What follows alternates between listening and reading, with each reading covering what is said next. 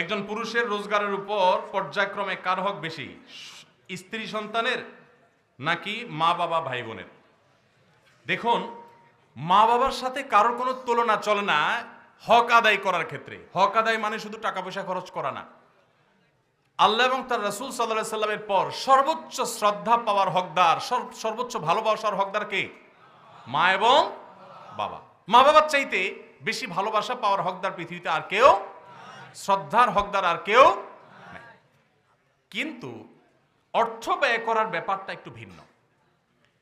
স্ত্রী যদি থাকে তাহলে প্রত্যেক স্বামীর উপরে কর্তব্য তার স্ত্রীর ভরণ পোষণের ব্যবস্থা করা।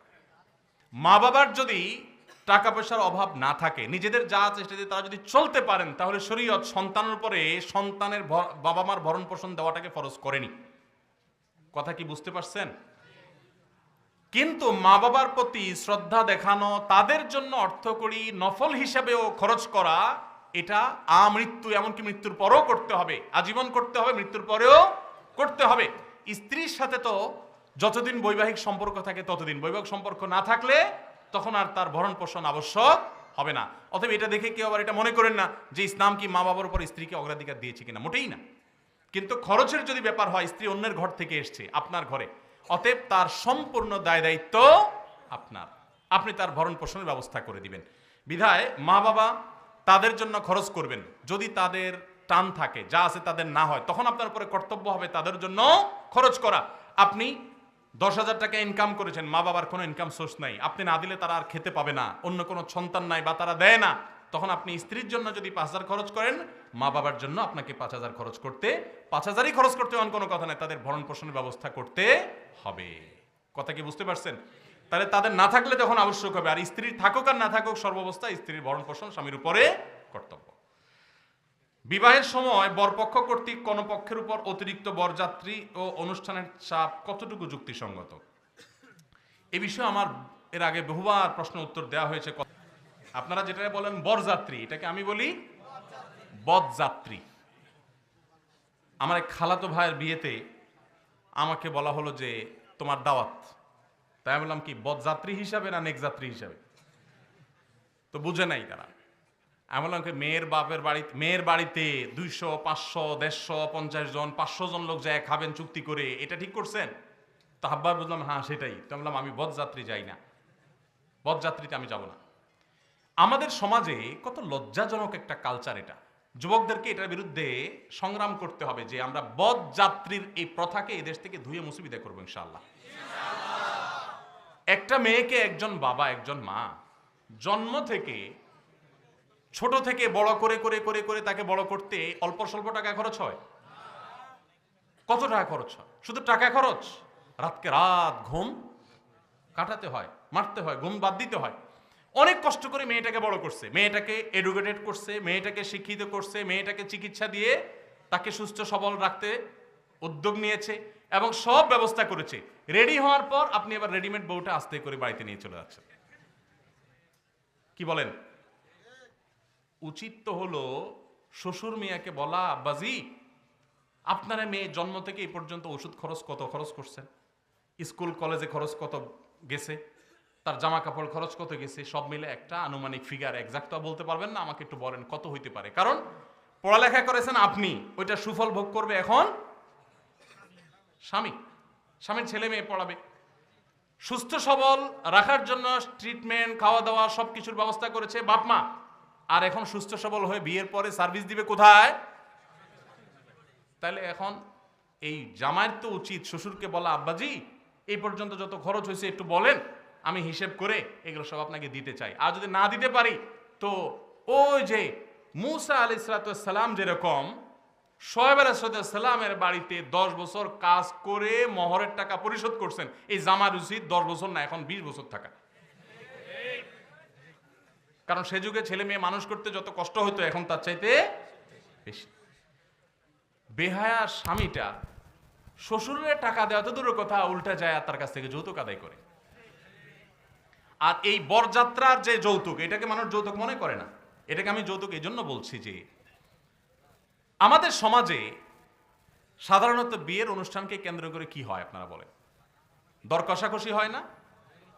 দর কষাকষি হয়। আমাদের কতজন আসবে আপনাদের ব্যয় হিসাব? তো বলে যে আমাদের লোক বেশি নাই, 200 লোক যাবে। বলে ব্যয় হিসাব একটু কমানো যায় না? আমাদের তো আসে এত বড় কমিউনিটি সেন্টার নাই, 150 জন করেন। না ভাই, তাহলে মাঝামাঝি থাকে 180। ছি ছি ছি ছি। ভিক্ষার থালা নিয়ে রাস্তায় বসেন। খানার যদি এত অভাব হয়, একবেলা খাওয়ানোর যদি এত অভাব হয়, তো ভিক্ষা করেন, এই চাঁদাবাজি করার চাইতে অনেক ভালো। এটা তো চাঁদাবাজি।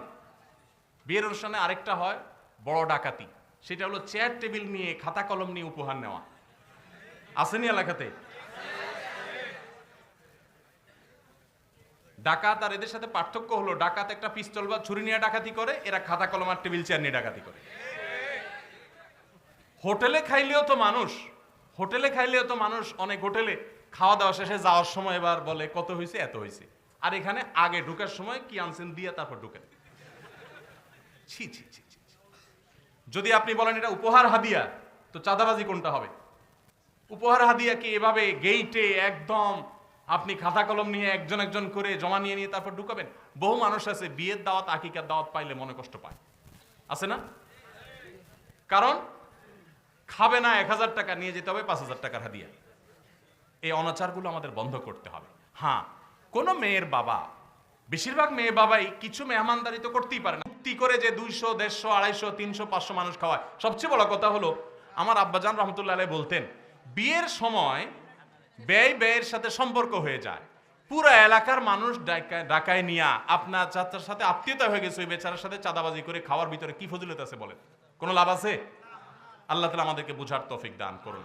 তো এই বরযাত্রী বিশেষ করে শর্ত দিয়ে আপনার চুক্তি করে বার্গেনিং করে অতিরিক্ত বরযাত্রী যাওয়া, এটা জায়েজ।